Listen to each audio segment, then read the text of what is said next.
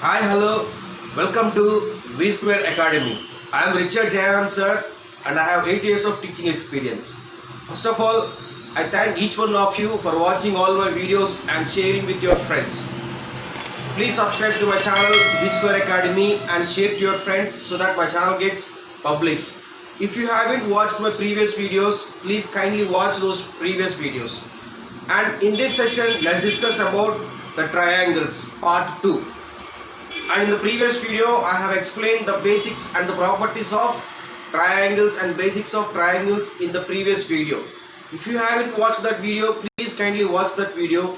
And in this session, I am going to explain some of the problems, how to find the unknown angles and how to find some of the problems on the triangles, which are more helpful for everyone, particularly those who are preparing for competitive exams. So without wasting time, let's go into the topic. So our topic is triangles and the problems on the triangles.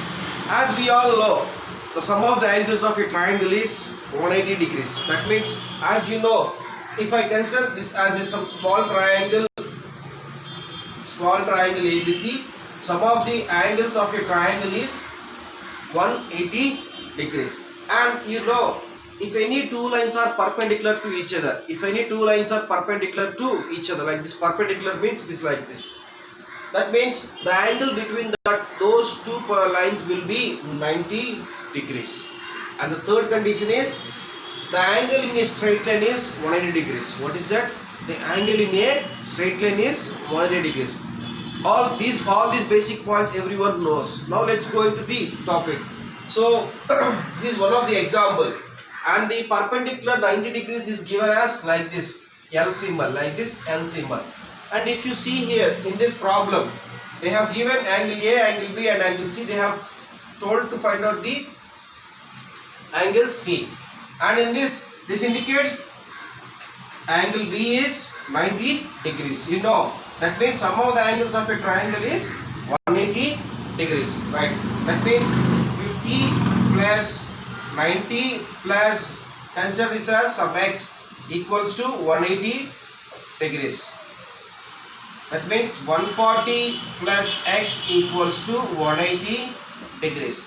That means x equals to 180 minus 140. So finally the unknown angle x equals to 40 degrees. So that means this is 40 degrees. Friends, you all know this.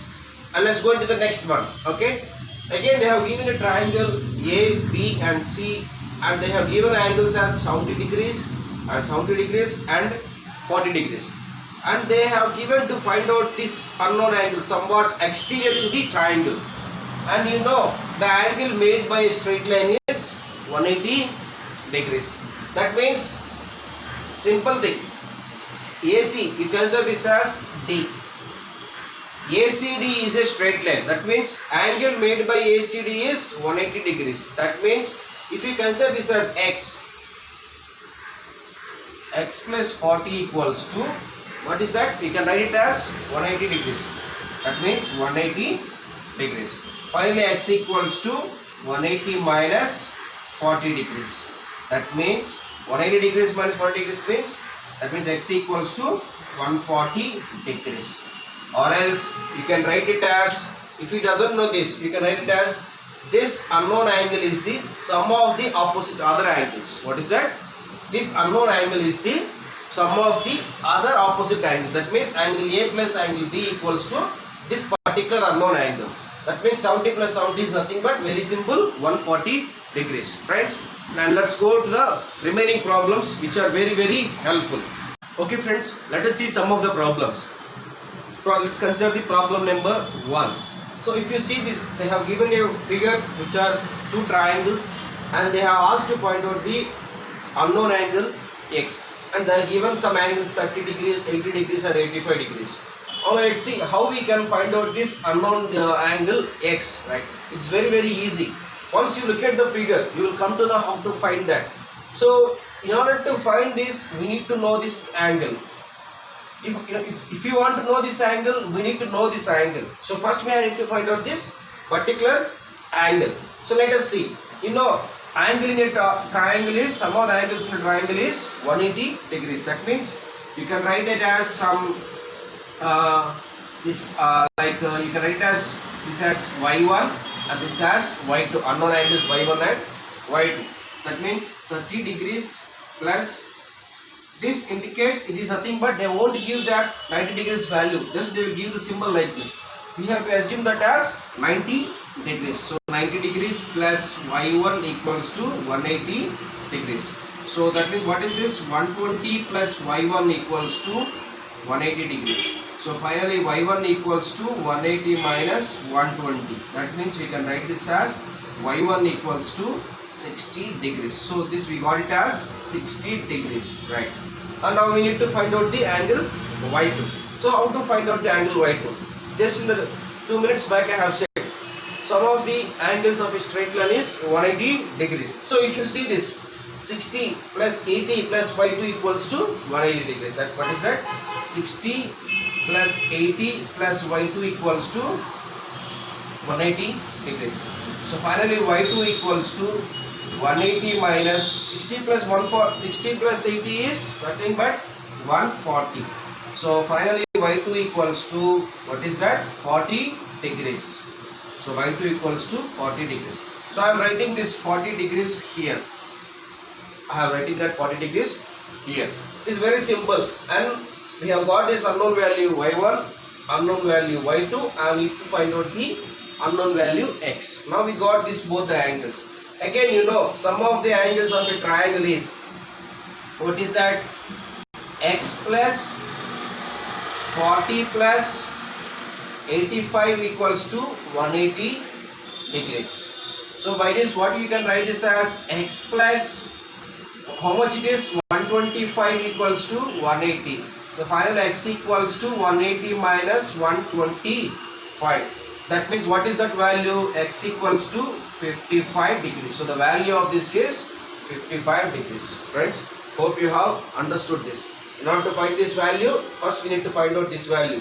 If you want to find this value, we need to find out this value. So finally we have found out the unknown value as x equals to 55 degrees. Now let's see another problem number 2. So what is that? Already they have given some values. They have considered triangle ABC, right? And they have given angle ABC. ABC equals to 90 degrees. That's why I have indicated it as the perpendicular, right?